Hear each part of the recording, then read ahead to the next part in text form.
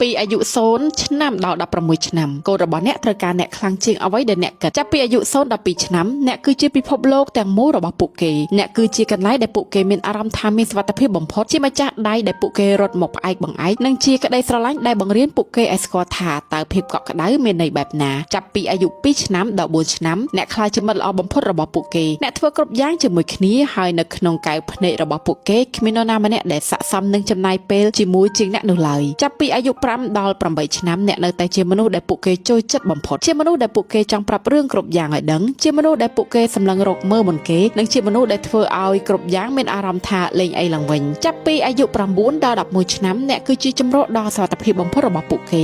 ចាប់ផ្ដើមធំនឹងក្តីមែនប៉ុន្តែពួកគេនៅតែត្រូវការការលួងលោមការផ្ដល់ទំនុកចិត្តនិងវត្តមានរបស់អ្នកខ្លាំងជាងអ្វីដែលពួកគេអាចរៀបរាប់បានចាប់ពីអាយុ12ដល់16ឆ្នាំអ្នកខ្លាចជាបង្គោលបង្អែករបស់ពួកគេ